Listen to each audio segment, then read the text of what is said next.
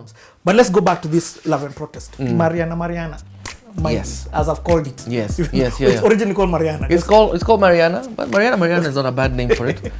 So you've been doing Sawa Sawa 2020, so exactly. For you don't do one syllable, one word. So I was playing a gig in Switzerland once again. Those Swiss gigs were great. I used to go there every November, right? A guy who was in college with was like, I'm gonna hook up some gigs, I'm gonna play guitar, surround you with a bunch of musicians, and you come November. We used to play like 14, 15 gigs, What? It was great. And that was when I learned how to pace myself as a live musician. Because sometimes you can overexert yourself and you've got a gig tomorrow. And literally you've only got 8 hours of sleep for your voice to recover. Whoa. Right? Okay. So just learning how to push, how much you can get away with, right? And still sort of give it 100%, but don't yell. I get. So because now this one moved from weekly gigs to daily. That was not daily, right? So it's the first time someone on the Playhouse has said that. That shows your level. So I had to pace myself because I was doing gigs daily. And so, for example, I'd met so many Kenyan guys, right? And Kenyan babes in Switzerland who would say some of the most sort of they really denigrate their partner who happened to be Swiss, right? And they're like, come and say to me in hata huyu ningemwacha kitambo lakini ni kwa sababu ya makaratasi or something, And I'm thinking, wow, there's so many people who sort of the whole beach boy phenomenon, as in like you leave the person you leave and to marry someone for a better life, right? And I was like, my God, I mean, how about that person who you left at home, what are they going through, right? And then I happened to be in a conversation with a woman called Mariana, right? And she was Eastern European. And then the band members, Switzerland is Western Europe and a very wealthy nation. The band members, they're like, even these Eastern European babes, they just come here to look for husbands, right? And so I was like, you mean it's a global phenomenon, right? This thing of people marrying to aspire for a better sort of economic situation. And so that's where the song comes from, it's Mariana leaving some love interest back home and what that person is going through and what they will do to win your love back, So she was like, that is actually now that sums up Love and Protest as a record, It's a protest song about love, And actually, we're gonna do a Spanish version of it because weirdly, an American guy who's married to this Tanzanian babe and therefore speaks the best Swa ever. He's a Swa lecturer in Mexico. He's like, he got in touch with me. He's been writing some intellectual sort of works, and was like some academic works. And he was like, he wanted to interview me about 2020 and about Love and Protest. He was like, dude, I've been listening to Mariana. And by the way, our interviews are in Swa. Yes. Right? And he said like, this song, you've got to do it in Spanish. I'll help you translate it. Yeah. So he sent me a version, and we've been back and forth. What? Yeah. Okay, let's hear at least a verse of that song.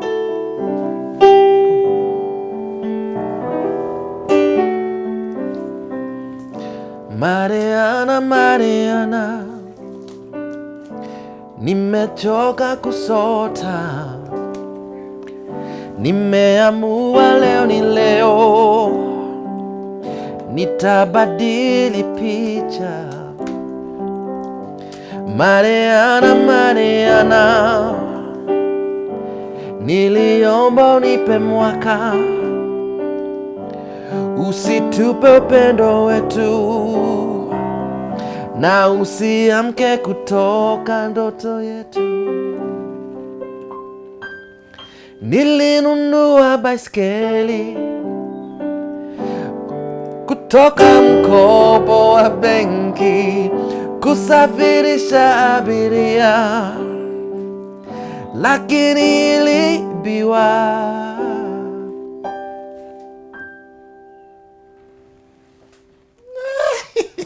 That song is too sweet. Thank you very much. Excellent songwriting. Thank you. That album, even I love the way you pushed it in terms of distribution. With That was good. That was fun. Yeah. Yeah. You were in all Nakumat stores at the time. Yes. R.I.P. Nakumat, but Yeah. Yeah. I mean, they said to us, yeah, you can have the space, but we won't give you any of the retail space of the other fast-moving consumer goods, right? And so they said to us, if you can provide us with your own, you provide your own thing, then we'll give you the floor space. And so actually, Mbidi Masia, just the band, just the band. Yeah. He and Sheba worked on the artwork for the record, right? And we took that photograph in the studio and created those standees. And one of our goals was that we were going to that whole thing of stack them high, sell them cheap, right? And so it was like, what's the price point that we can sell this thing at where people don't feel the pinch, right? And therefore try and move a lot of units. Yeah. And so they're like, okay, let's do $399, right? It kind of sounds like $300, but it's closer to $400. And it worked, and it worked really well, you know. Then of course Nakumat started having its problems, but it's a model that I think we'll try and replicate, because CD sales in Kenya is not yet a forgotten thing. Yes, true. You know, and so the different distribution avenues, we have to be in all of them. I mean, records are coming back, LPs, gotta be there as well.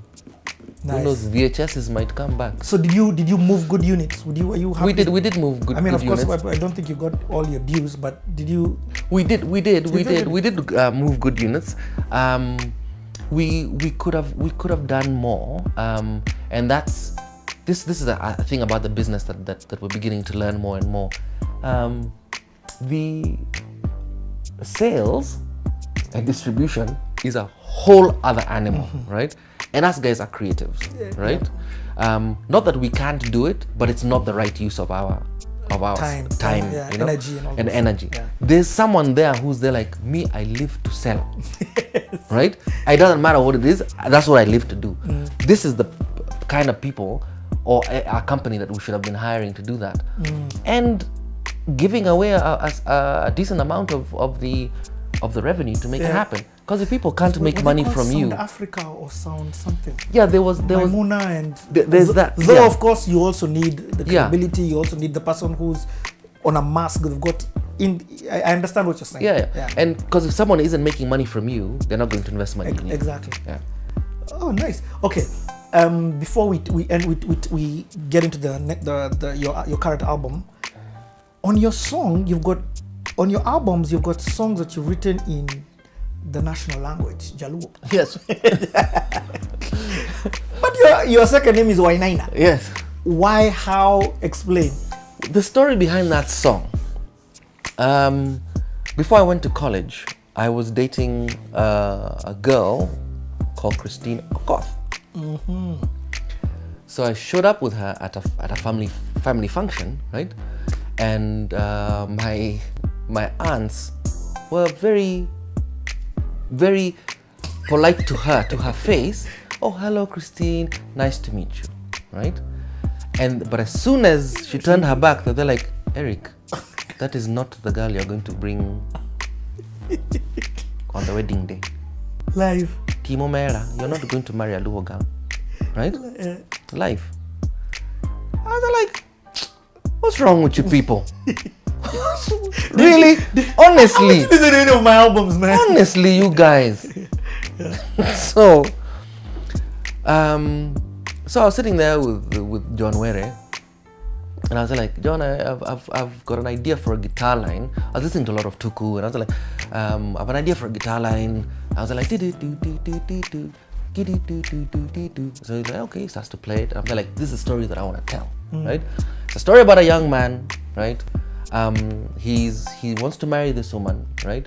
But her parents have said, we don't want you to marry a Jaloka. Jaloka means someone from far away, right? Which means obviously the euphemism for outside the tribe, right? The tribe, yeah. And so the song is the journey, right, from Nairobi to Kisumu, yeah, because he's there like, I'm coming all the way to your shacks to tell your parents that my love for you is true, and all the stuff that happens in between. So they get into a Mathri, and then the Mathri breaks down, and then they fix it, and then they go, and then the parents, they're like, okay, cool, the dowry is 50 cows, you pay, and life goes on. Dude. Yeah. It was fun to write, and I think because a lot of my Luo friends who hear the song, they're like, that Luo is perfect. The grammar, yes, right? Yes. And they're like, I guess John speaks excellent the Luo, yeah. You know, yeah. Just again sample. Adhiambo wa hero rekode adwaro mondo wakendre. Lakini jonyoni okdwar mondo kendi gijaloka. Wache ogo kinyi wa idho gari wadhi Kisumo. Wachopo Naivasha winjo ywak chunyi kagocho.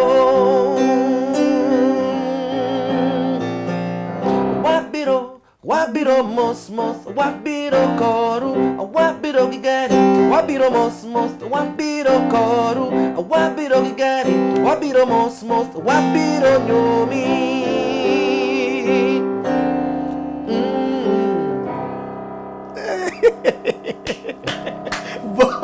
Yes, that's how that went down. And that song is a hit when you perform it, man. Yes, good fun. That's another one of those songs I'm like, this should be a mega hit. No, that's what you take it, eh? So, but so maybe that's why I keep on redoing some songs. I'm like, this song hasn't. You guys don't know how nice this song is. It's a very nice song, you know. But you know, there is a rationale for sort of redoing songs. You know, I mean, like I've just finished reading the Berry Gordy book, the founder of Motown, and one of the producers. I feel so bad that I've forgotten his name. It's Norman Whitford, I think. He was one of the producers for The Temptations, became their main producer. And then he wrote Grapevine. Marvin Gaye's I Heard It Through the Grapevine. Yeah. And then they used to have like a weekly listening session till they hear the stuff that's been worked on that week. I Heard It Through the Grapevine didn't pass. What? It didn't pass. And so Norman then did a version of it, stripped it down completely, a totally new version with Gladys Knight and the Pips. And it became a #1 for Gladys Knight and the Pips. And then they released Marvin Gaye's version. And then that just exploded. Yeah. What I didn't even know about the Gladys Knight. Yeah, it's a completely different sort of gospel feel, you know. And I'm there like, yeah, sometimes you don't get it right the first time, you know. And just because you've invested all of this amount of money or all of this amount of time doesn't mean that it's cast in stone. I get it. You know? But I'm also sometimes can be a bit guilty of not letting stuff go, you know? And so sometimes I do need someone to be there like, imagine, it's good. It's good. No, but I feel you. Like I'm telling you, honestly speaking, this conversation has elevated my respect for you. Just in terms of the thought process that goes behind the workings of the final product that we've had. I'm like, this thing it's a lot of work, and it's a lot of, I've felt the talent in that. Do you get what I mean? I felt and for me, emotional connection is very huge in music. So you're talking about that song. I'm like, oh man, he took that life experience with this chick, and that's what turned it into this song. I'm like, man, I want to hear this song now again. In fact, now I want to hear it with the translator. What's happened right here? Yeah. You get? Yeah. Anyway, let's change some batteries. When we come back, we enter the fourth album. We still haven't even touched theater. We haven't even touched your mentorship. We may not be able to cover everything, but we definitely have to touch the fourth album and theater. Okay.